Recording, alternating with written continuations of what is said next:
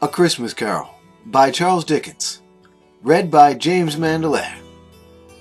God bless us, every one. A Christmas Carol. Stave One. Marley's Ghost. Marley was dead, to begin with. There is no doubt whatever about that. The register of his burial was signed by the clergyman, the clerk, the undertaker, and the chief mourner. Scrooge signed it, and Scrooge's name was good upon change for anything he chose to put his hand to. Old Marley was as dead as a doornail. Mind, I don't mean to say that I know of my own knowledge what there is particularly dead about a doornail. I might have been inclined myself to regard the coffin nail as the deadliest piece of ironmongery in the trade. But the wisdom of our ancestors is in the simile, and my unhallowed hands shall not disturb it, or the country's done for. You will therefore permit me to repeat emphatically that Marley was as dead as a doornail. Scrooge knew he was dead? Of course he did. How could it be otherwise? Scrooge and he were partners for I don't know how many years. Scrooge was his sole executor, his sole administrator, his sole assign, his sole residuary legatee, his sole friend, and sole mourner. And even Scrooge was not so dreadfully cut up by the sad event, but that he had an excellent man of business on that very day of the funeral, and solemnized it with an undoubted bargain. The mention of Marley's funeral brings me back to the point I started from. There is no doubt that Marley was dead. This must be distinctly understood, or nothing wonderful can come of the story I'm going to relate. If we were not perfectly convinced that Hamlet's father died before the play began, there would be nothing more remarkable in his taking a stroll at night in an easterly wind upon his own ramparts than there would be in any other middle-aged gentleman rashly turning out after dark in a breezy spot, say St. Paul's churchyard, for instance, literally to astonish his son's weak mind. Scrooge never painted out old Marley's name. There it stood, years afterwards, above the warehouse door, Scrooge and Marley. The firm was known as Scrooge and Marley. Sometimes people new to the business called Scrooge, Scrooge, and sometimes Marley, but he answered to both names. It was all the same to him. Oh, but he was a tight-fisted hand at the grindstone, Scrooge. A squeezing, wrenching, grasping, scraping, clutching, covetous old sinner.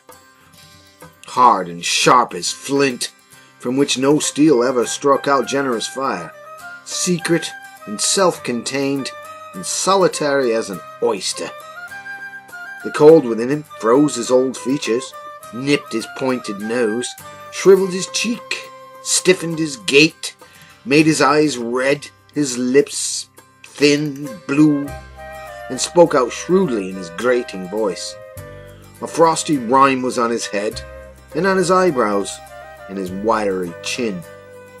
He carried his own low temperature always about with him. He iced his office in the dog days, and didn't thaw it 1 degree at Christmas. External heat and cold had little influence on Scrooge.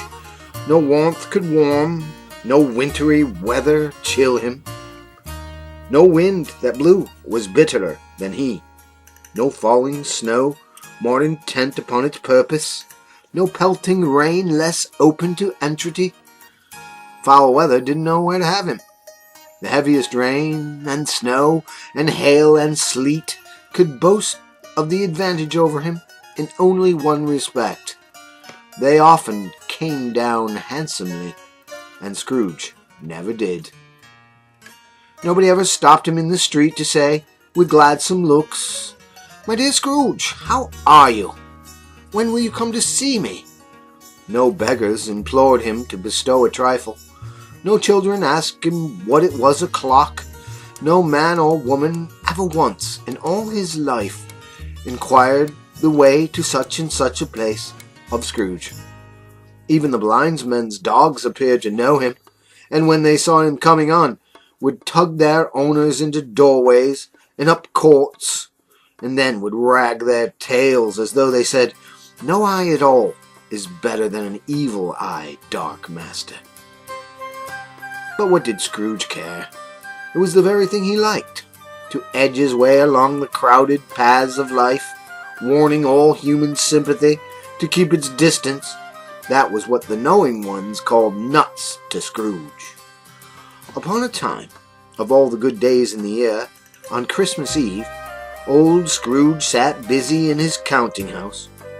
It was cold, bleak, biting weather, foggy withal, and he could hear the people in the court outside go wheezing up and down, beating their hands upon their breasts, and stamping their feet upon the pavement stones to warn them. The city clocks had already just gone 3, but it was quite dark already. It had not been light all day, and candles were flaring in the windows of the neighbouring offices, like ruddy smears upon the palpable brown air. The fog came pouring in at every chink and keyhole, and was so dense without that although the court was of the narrowest, the houses opposite were mere phantoms. To see the dingy cloud come drooping down, obscuring everything, one would have thought that nature lived hard by, and was brewing on a large scale. The door of Scrooge's counting house was opened, that he might keep his eye upon his clerk, who in a dismal little cell beyond, a sort of tank, was copying letters.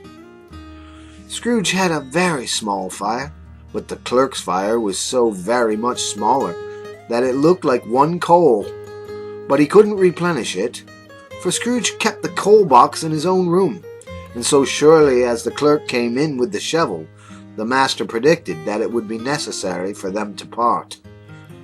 Wherefore the clerk put on his white comforter and tried to warm himself at the candle, in which effort, not being a man of strong imagination, he failed. "Merry Christmas, Uncle! God save you!" cried a cheerful voice. It was the voice of Scrooge's nephew, who came upon him so quickly that this was the first intimation he had of his approach. "Bah!" said Scrooge. "Humbug!" He had so heated himself with rapid walking in the fog and frost of this nephew of Scrooge's, that he was all in a glow. His face was ruddy and handsome, his eyes sparkled, and his breath smoked again. "Christmas a humbug, Uncle?" said Scrooge's nephew. "You don't mean that, I am sure." "I do," said Scrooge. "Merry Christmas! What right have you to be merry? What reason have you to be merry? You're poor enough." "Come then," returned the nephew gaily. "What right have you to be dismal? What reason have you to be morose? You're rich enough." Scrooge, having no better answer ready on the spur of the moment, said "Bah!" again, and followed it up with "Humbug!" "Don't be cross, Uncle," said the nephew. "What else can I be?" returned the uncle, "when I live in such a world of fools as this? Merry Christmas! Out upon a Merry Christmas! What's Christmas time to you? But a time for paying bills without money. A time for finding yourself a year older, but not an hour richer. A time for balancing your books and having every item in 'em through a round dozen of months percented dead against you. If I could work my will," said Scrooge indignantly, "every idiot that goes about with Merry Christmas on his lips should be boiled in his own pudding and buried with a stake of holly through his heart. He should." "Uncle," pleaded the nephew. "Nephew," returned the uncle sternly, "keep Christmas in your own way, and let me keep it in mine." "Keep it?" repeated Scrooge's nephew. "But you don't keep it." "Leave it alone, then," said Scrooge. "Much good may it do you? Much good has it ever done you?" "There are many things from which I might have derived good, by which I have not profited, I dare say," returned the nephew, "Christmas among the rest. But I am sure I have always thought of Christmas time, when it has come around, apart from the veneration due to its sacred name and origin, if anything belonging to it can be apart from that, as a good time, a kind, forgiving, charitable, pleasant time. The only time I know of, in the long calendar of the year, when men and women seem by one consent to open up their shut-up hearts freely, and to think of people below them as if they really were fellow passengers to the grave, and not another race of creatures bound on other journeys. And therefore, uncle, though it has never put a scrap of gold or silver in my pocket, I believe it has done me good, and will do me good, and I say, God bless it." The clerk in the tank involuntarily applauded. Becoming immediately sensible of the impropriety, he poked the fire and extinguished the last frail spark forever. "Let me hear another sound from you," said Scrooge, "and you'll keep your Christmas by losing your situation. You're quite a powerful speaker, sir," he added, turning to the nephew. "I wonder you don't go into Parliament." "Don't be angry, uncle. Come, dine with us tomorrow." Scrooge said he would see him. Yes, indeed he did. He went through the whole length of the expression, and said he would see him in that extremity first. "But why?" cried Scrooge's nephew. "Why?" "Why did you get married?" asked Scrooge. "Because I fell in love." "Because you fell in love," growled Scrooge, as if that were the only one thing in the world more ridiculous than a Merry Christmas. "Good afternoon." "Nay, uncle, but you never came to see me before that happened. Why give it as a reason for not coming now?" "Good afternoon," said Scrooge. "I want nothing from you. I ask nothing of you. Why cannot we be friends?" "Good afternoon," said Scrooge. "I am sorry with all my heart to find you so resolute. We have never had any quarrel to which I have been a party, but I have made the trial in homage to Christmas, and I'll keep my Christmas humor to the last. So, a Merry Christmas, uncle." "Good afternoon," said Scrooge. "And a Happy New Year." "Good afternoon," said Scrooge. His nephew left the room without an angry word, notwithstanding. He stopped at the door to bestow the greetings of the season on the clerk, who, cold as he was warmer than Scrooge, for he returned them cordially. "There's another fellow," muttered Scrooge, who overheard him. "My clerk, with 15 shillings a week, and a wife and family, talking about a Merry Christmas. I'll retire to Bedlam." This lunatic, in letting Scrooge's nephew out, had let 2 other people in. They were portly gentlemen, pleasant to behold, and now stood, with their hats off, in Scrooge's office. They had books and papers in their hands, and bowed to him. "Scrooge and Marley's, I believe," said one of the gentlemen, referring to his list. "Have I the pleasure of addressing Mr. Scrooge or Mr. Marley?" "Mr. Marley has been dead these 7 years," Scrooge replied. "He died 7 years ago, this very night." "Oh, we have no doubt his liberality is well represented by his surviving partner," said the gentleman, presenting his credentials. It certainly was, for they had been 2 kindred spirits. At the ominous word liberality, Scrooge frowned and shook his head and handed the credentials back. "At this festive season of the year, Mr. Scrooge," said the gentleman, taking up a pen, "it is more than usually desirable that we should make some slight provision for the poor and destitute, who suffer greatly at this present time. Many thousands are in want of common necessaries. Hundreds of thousands are in want of common comfort, sir." "Are there no prisons?" asked Scrooge. "Plenty of prisons," said the gentleman, laying down the pen again. "And the union workhouses?" demanded Scrooge. "Are they still in operation?" "Well, they are, still," returned the gentleman. "I wish I could say. They were not. "The treadmill and the poor law in full vigour, then?" asked Scrooge. "Both very busy, sir." "Oh, I was afraid, from what you said at first, that something had occurred to stop them in their useful course," said Scrooge. "I'm very glad to hear it."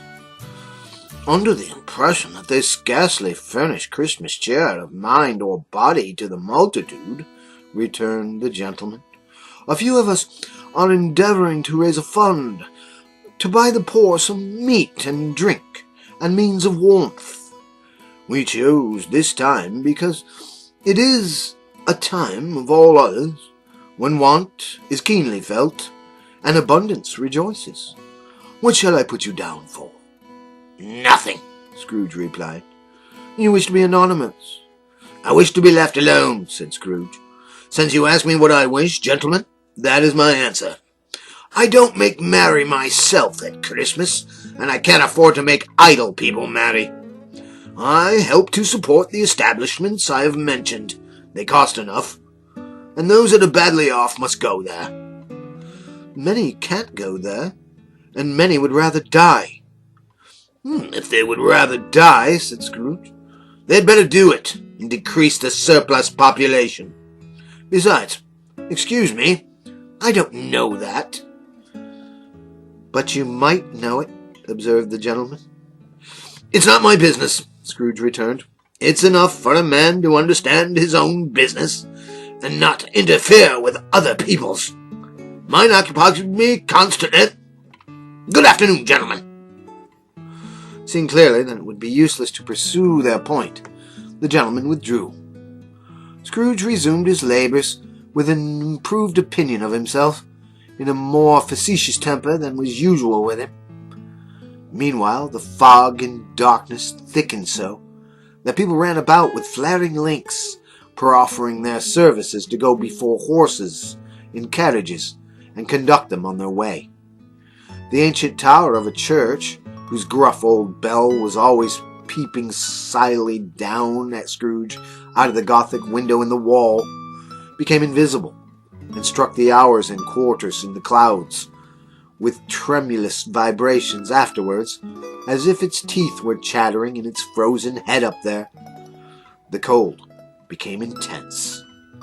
In the main street, at the corner of the court, some labourers were repairing the gas pipes, and had lighted a great fire in the brazier, round which a party of ragged men and boys were gathered, warming their hands and winking their eyes before the blaze in rapture. The water plug being left in solitude, its overflowing sullenly congealed and turned to misanthropic ice. The brightness of the shops where holly sprigs and berries crackled in the lamp heat of the windows, made pale faces ruddy as they passed. Poulterers' and grocers' trades became a splendid joke, a glorious pageant, with which it was next to impossible to believe that such dull principles as bargain and sale had anything to do. The Lord Mayor, in the stronghold of the mighty mansion house, gave orders to his 50 cooks and butlers to keep Christmas as a Lord Mayor's household should, and even the little tailor, whom he had fined 5 shillings on the previous Monday for being drunk and bloodthirsty in the streets, stirred up tomorrow's pudding in his garret, while his lean wife and the baby sallied out to buy the beef. Foggier yet and colder, piercing, searching, bitter cold. If the good Saint Dustin had but nipped the evil spirit's nose with a touch of such weather as that, instead of using his familiar weapons, then indeed he would have roared to lusty purpose. The owner of one scant young nose, gnawed and mumbled by the hungry cold, as bones are gnawed by dogs, stooped down at Scrooge's keyhole, and regaled him with a Christmas carol. But at the first sound of "God bless you, merry gentlemen, let nothing you dismay," Scrooge seized the ruler with such energy of action that the singer fled in terror, leaving the keyhole to the fog and the even more congenial frost. At length the hour of shutting up the counting-house arrived. With an ill will, Scrooge dismounted from his stool, and tacitly admitted the fact to the expectant clerk in the tank, who instantly snuffed his candle out and put on his hat. "You want all day tomorrow, I suppose?" said Scrooge. "It's quite convenient, sir." "It's not convenient," said Scrooge, "and it's not fair. If I was to stop half a crown for it, you'd think yourself ill-used, I'll be bound."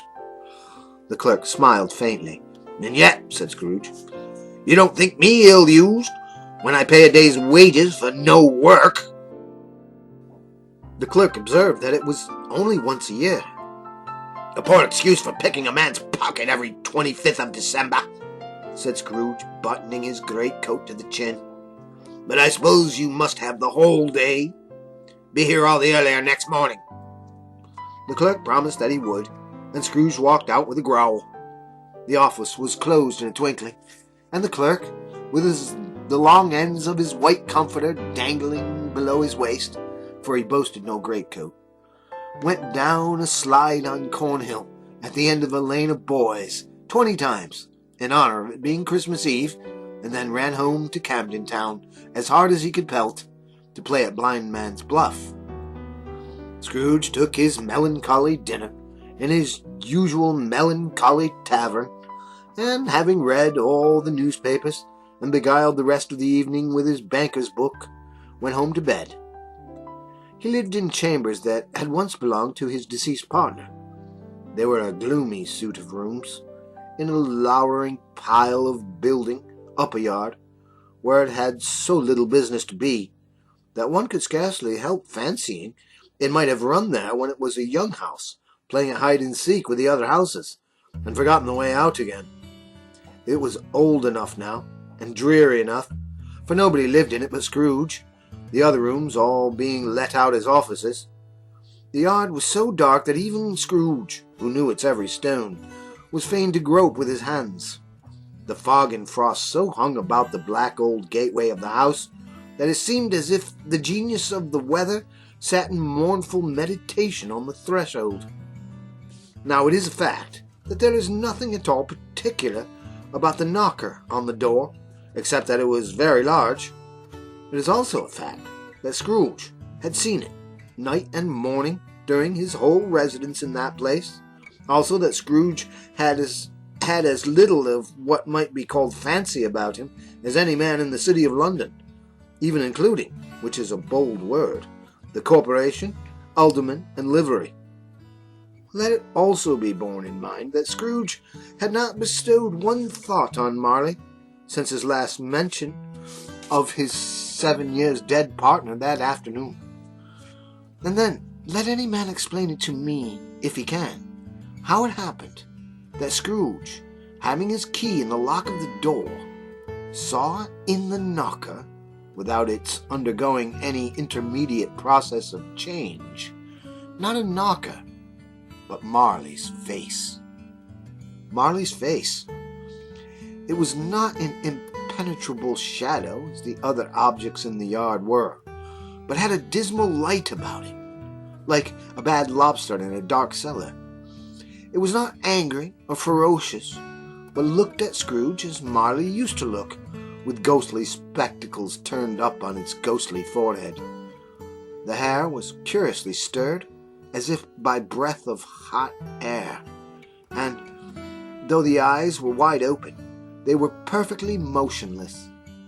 That and its livid color made it horrible, but its horror seemed to be in spite of the face and beyond its control, rather than a part of its own expression.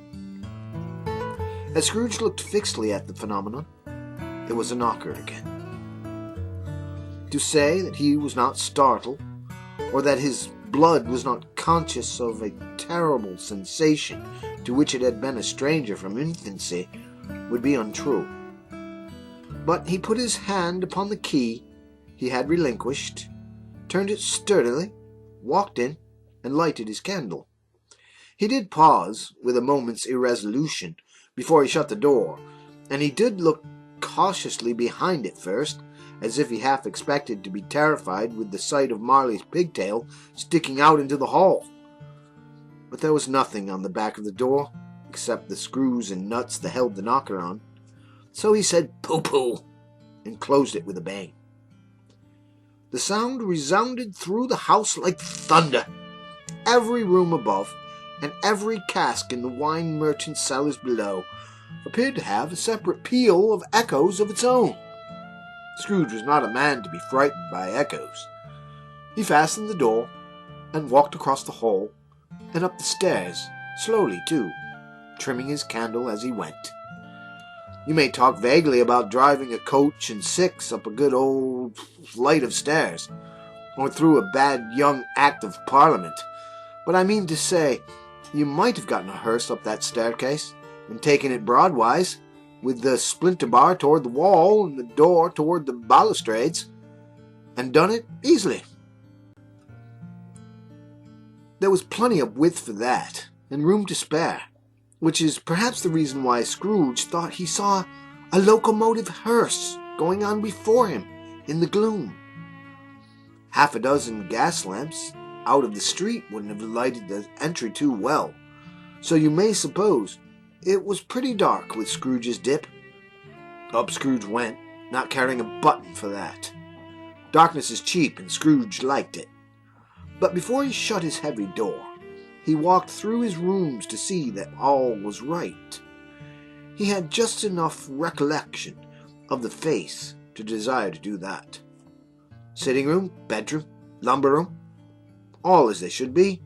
Nobody under the table, nobody under the sofa, a small fire in the grate, spoon and basin ready, and a little saucepan of gruel. Scrooge had a cold in his head, upon the hob. Nobody under the bed, nobody in the closet, nobody in his dressing gown, which was hanging up in a suspicious attitude against the wall. Lumber room as usual. Old fire guards, old shoes, 2 fish baskets, washing stand on 3 legs, and a poker. Quite satisfied, he closed his door and locked himself in. Double locked himself in, which was not his custom. Thus secured against surprise, he took off his cravat, put on his dressing gown and slippers, and his nightcap, and sat down before the fire to take his gruel. It was a very low fire indeed, nothing on such a bitter night.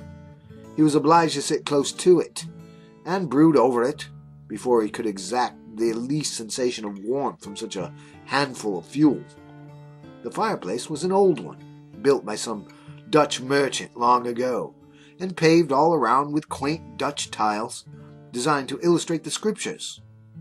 There were Cains and Abels, Pharaoh's daughters, queens of Sheba, angelic messengers descending through the air on clouds like feather beds, Abrahams, Belshazzars, apostles putting off to sea in butter boats, hundreds of figures to attract his thoughts, and yet that face of Marley, 7 years dead, came like the ancient prophet's rod and swallowed up the whole.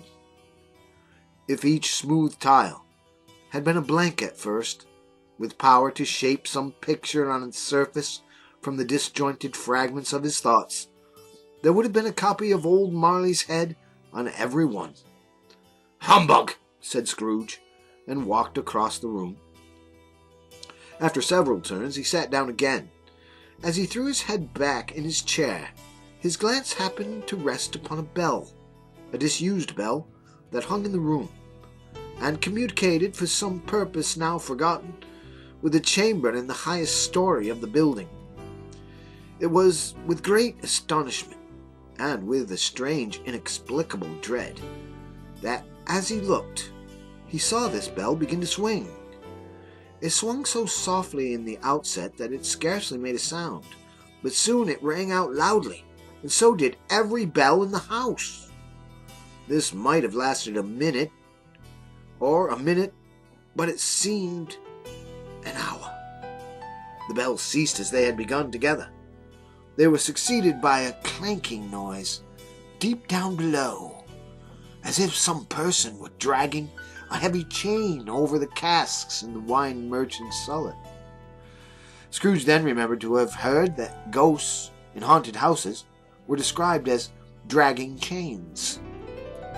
The cellar door flew open with a booming sound, and then he heard the noise much louder, on the floors below, then coming up the stairs, then coming straight toward his door.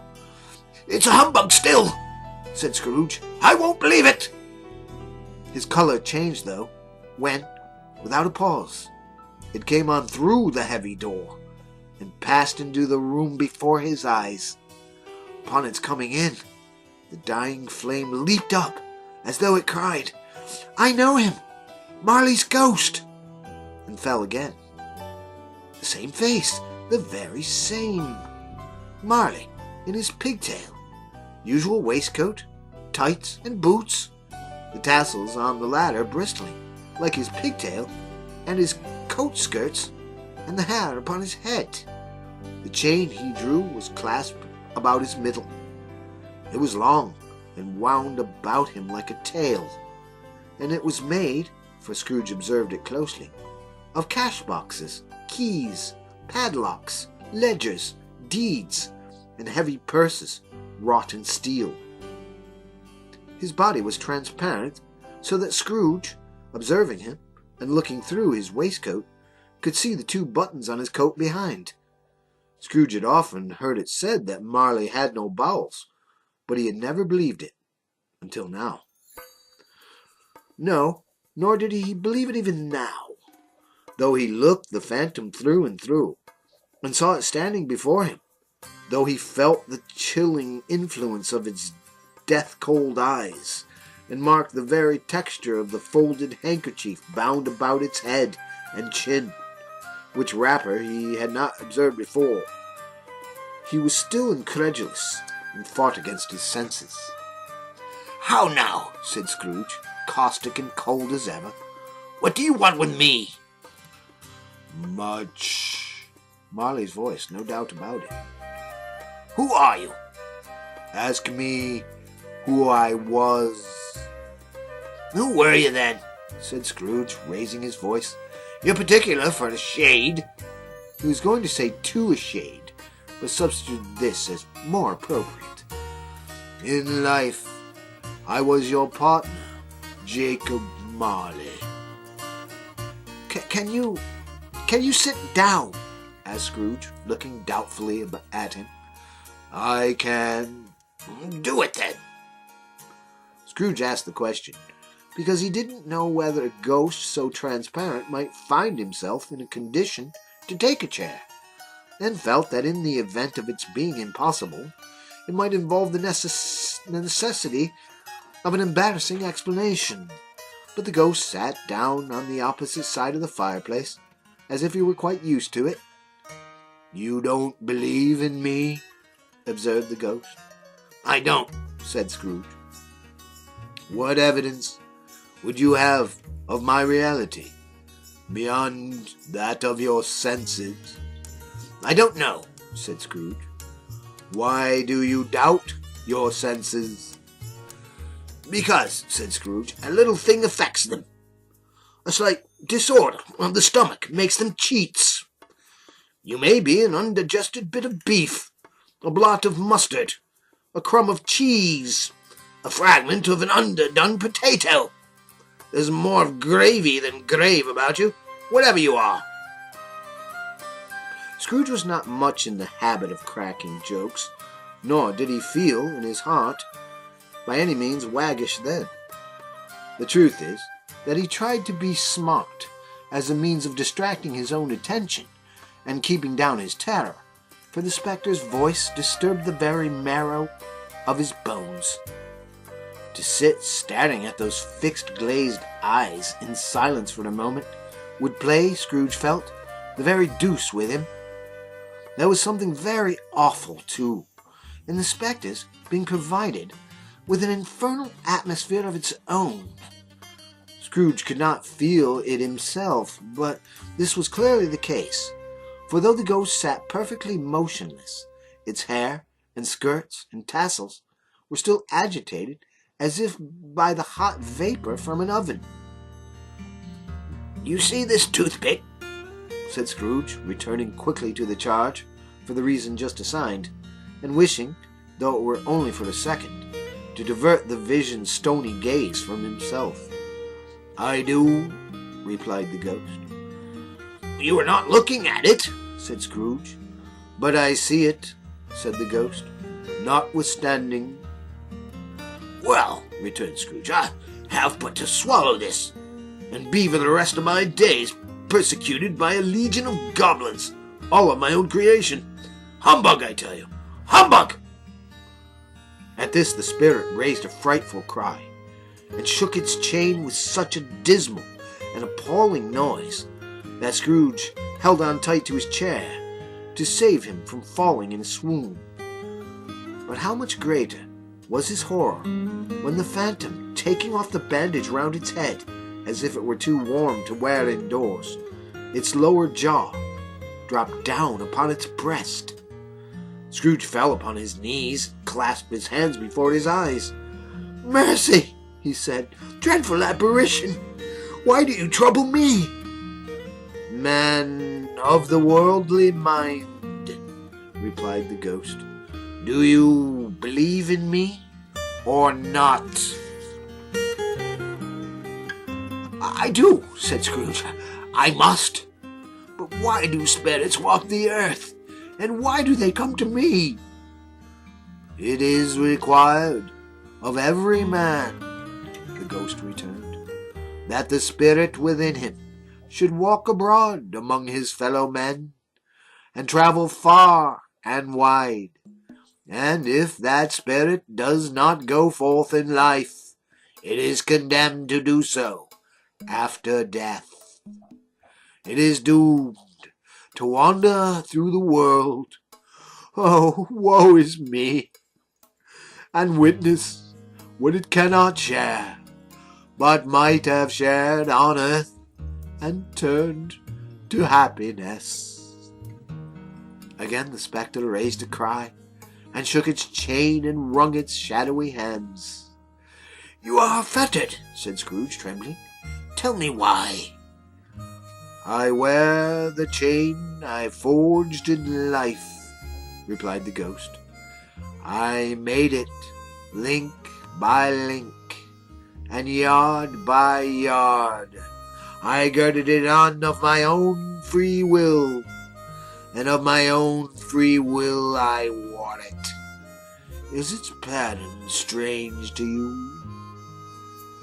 Scrooge trembled more and more. Or would you know, pursued the ghost, the weight and length of the strong coil you bear yourself? It was full, as heavy, and as long as this 7 Christmas Eves ago. You have labored on it since. It is a ponderous chain.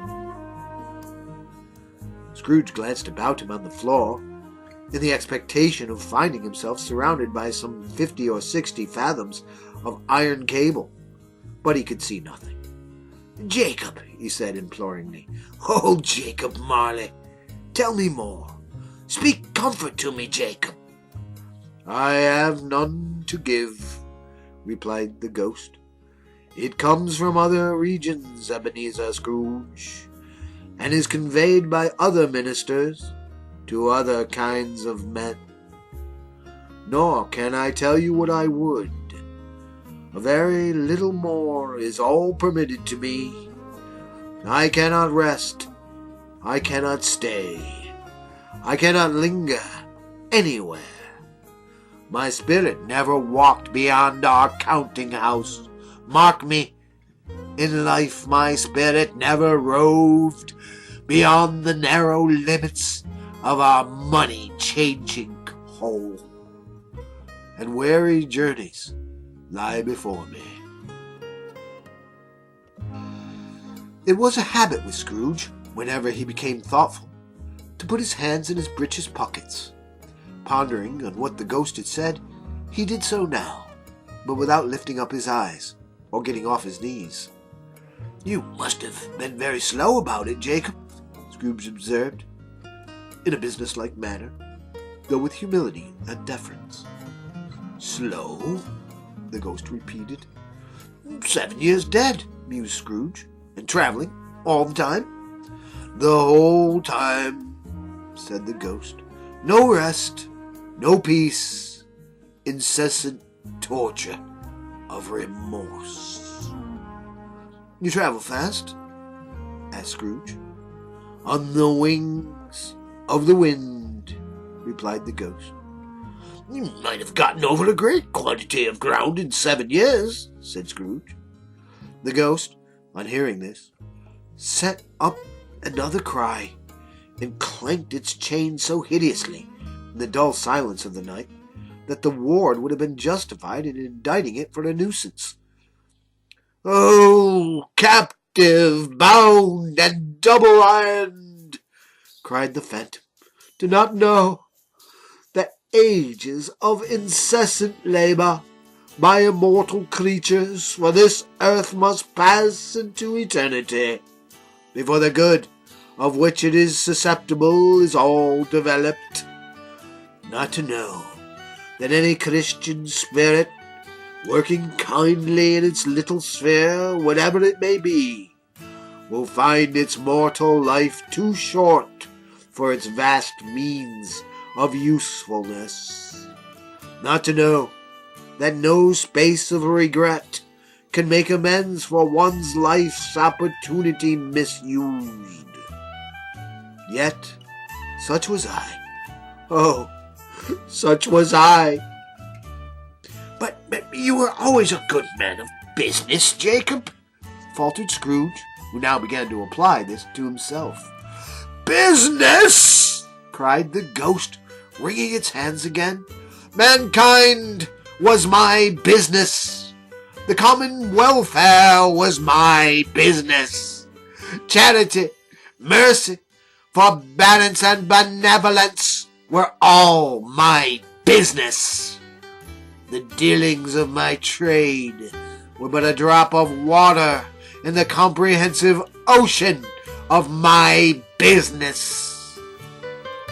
It held up its chain at arm's length, as if it were the cause of all its unavailing grief, and flung it heavily upon the ground again. At this time of the rolling year, the spectre said, I suffer most.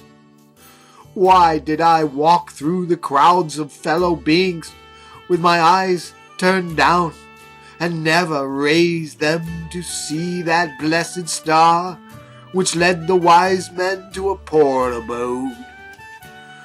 Were there no poor homes to which its light would have conducted me? Scrooge was very much dismayed to hear the spectre going on at this rate, and began to quake exceedingly. Hear me, cried the ghost. My time is nearly gone. I will, said Scrooge, but don't be hard upon me. Don't be flowery, Jacob, pray. How is it that I appear before you in a shape that you can see? I may not tell. I have sat invisible beside you many and many a day. It was not an agreeable idea.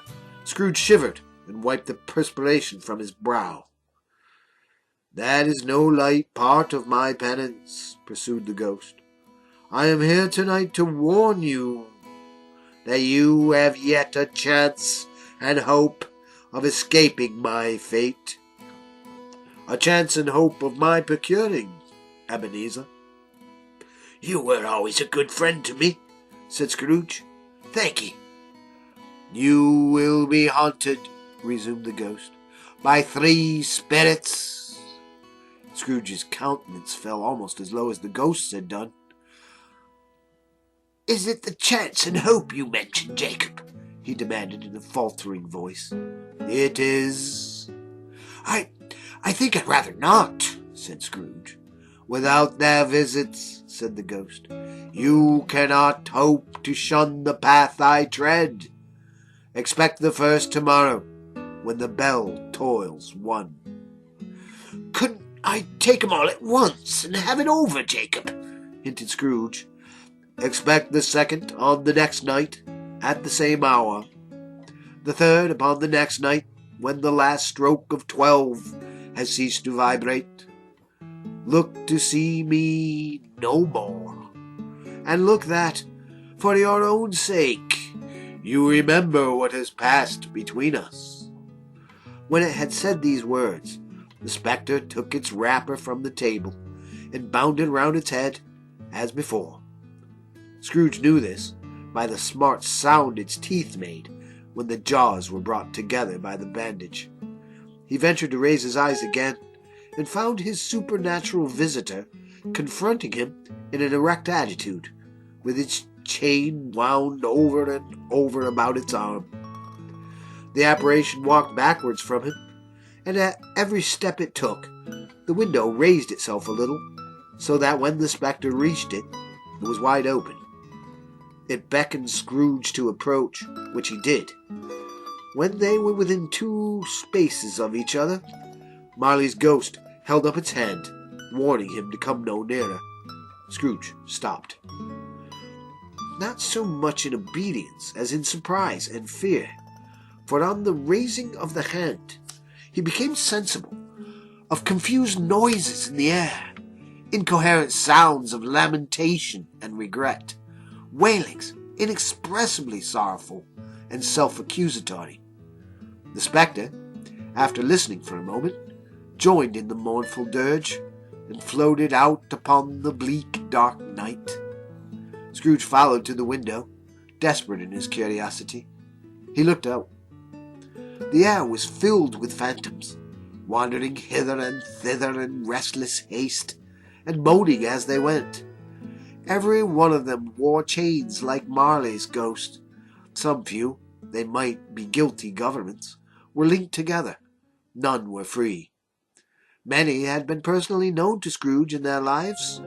He had been quite familiar with one old ghost in a white waistcoat, with a monstrous iron safe attached to its ankle, who cried piteously at being unable to assist a wretched woman with an infant, whom it saw below, upon a doorstep. The misery with them all was, clearly, that they sought to interfere for good in human matters, and had lost the power forever. Whether these creatures faded into mist, or mist enshrouded them, he could not tell. But they and their spirit voices faded together, and the night became as it had been when he walked home.